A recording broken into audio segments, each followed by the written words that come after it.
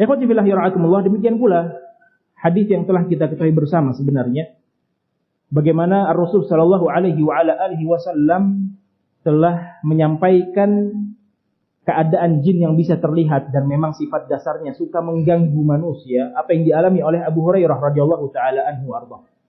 Ketika Abu Hurairah radhiyallahu taala anhu arda menjaga Baitul Mal, harta-harta muslimin yang dikumpulkan di dalam satu tempat, Nabi sallallahu alaihi wasallam sudah menjelaskan kepada Abu Hurairah. Ketika pertama kali Abu Hurairah mendapati seseorang yang mencuri, ingin mencuri atau bahkan sudah mengambil sebahagian harta di Baitul Mal tersebut, kemudian Abu Hurairah menangkap basah dan menanyakan, kenapa engkau melakukan pencurian ini? Maka dia memelas, meminta maaf. Setelah diancam oleh Abu Hurairah, aku akan membawamu ke hadapan Rasul sallallahu alaihi wasallam. Jangan wahai Abu Hurairah. Aku ini orang yang miskin, aku ini orang yang fakir, aku ini orang yang butuh terhadap harta ini. Tolong lepaskan aku. Maka pada malam pertama tersebut pergi orang tadi. Kemudian Nabi sallallahu alaihi wasallam menyampaikan kepada Abu Hurairah radhiyallahu taala anhu wa arda, "Ya Abu Hurairah, ma fa'ala asirukal barihah?" Apa yang dilakukan oleh tawananmu pada tadi malam?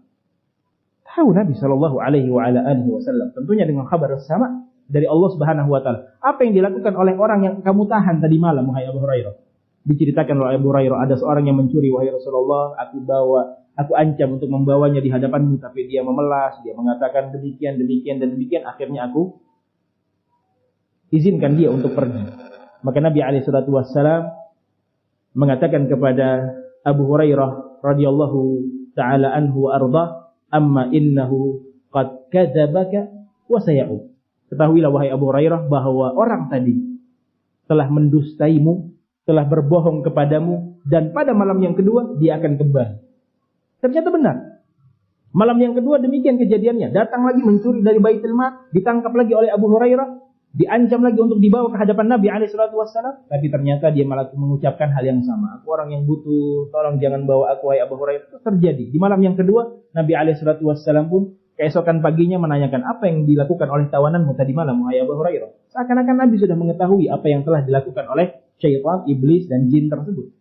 Abu Hurairah pun menyampaikan hal yang sama pada hari pertama. Kemudian yang ketiga, Nabi SAW menyampaikan dia berbohong kepadamu, wahai Abu Hurairah, dan dia nanti malam akan kembali. Ternyata betul.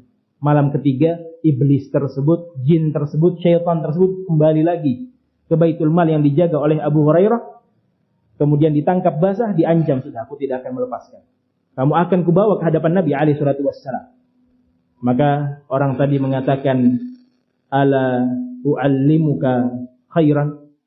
Apakah kamu ingin aku beritahukan sebuah hal yang baik? Dalam riwayat yang lain disebutkan, u'allimuka kalimatin yanfa'ukallahu biha. Aku akan mengajarkan kepadamu, wahai Abu Hurairah, ucapan-ucapan yang bermanfaat untukmu dari sisi Allah Subhanahu wa taala.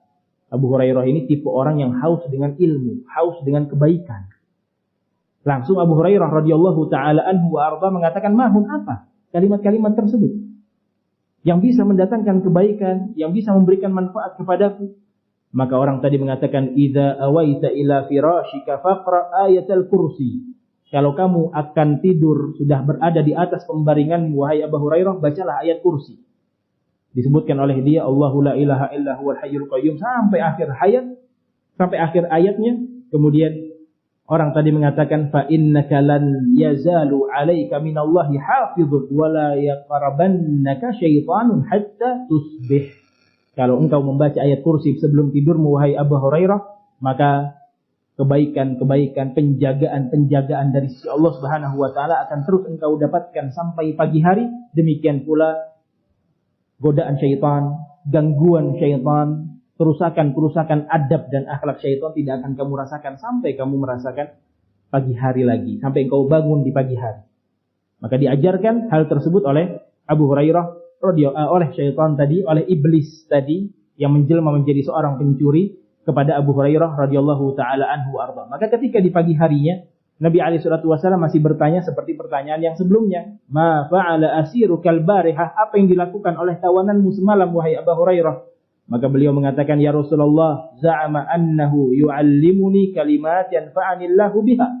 Dia mengajarkan kepadaku satu kalimat yang menurut dia itu adalah zikir yang bisa menjagaku sampai pagi hari. Allah Subhanahu wa taala memberikan manfaat pada zikir tersebut padaku. Apa itu?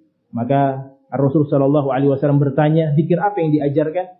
Dia mengatakan ayat kursi yang dibaca sebelum tidur akan memiliki keutamaan demikian dan demikian. Maka Rasul sallallahu alaihi wasallam menyatakan, amma innahu qad sadaqaka wa huwa kadzub. Wahai Abu Hurairah, ketahuilah bahwa dia sedang mengajarkan sesuatu yang benar kepadamu. Jadi benar, ayatul kursi itu keutamaan demikian, itu sudah jelas. Terjaga kita dari gangguan-gangguan syaitan, kita senantiasa mendapatkan manfaat dan dijaga oleh Allah Subhanahu wa taala sampai pagi hari. Tapi ketahuilah wahai Abu Hurairah, kata Nabi alaihi salatu wasallam, wa huwa kadzub. Nah, ini sifat berikutnya yang akan kita bahas biidznillah taala adalah seorang syaitan, iblis dan jin merupakan pendusta. Maka disebutkan oleh Nabi sallallahu alaihi wasallam, ta'alam, apakah engkau mengetahui siapa orang yang 3 kali mendatangimu pada malam hari tersebut? Aku tidak mengetahui, dia adalah syaitan, kata Nabi sallallahu alaihi wasallam. Maka ikhwati fillah ya ra'akumullah, dari riwayat ini menunjukkan kepada kita syaitan itu bisa terlihat dan sifat dasarnya suka mengganggu manusia. Maka janganlah kita khawatir, janganlah kita takut duluan, karena apabila kita sudah takut duluan, sudah ketir duluan, maka syaitanlah yang akan menjadi orang yang pasti akan mengganggu kita, karena memang sifat dasarnya suka mengganggu insan, manusia, bahkan bumi Allah Subhanahu wa taala saja dirusak oleh syaitan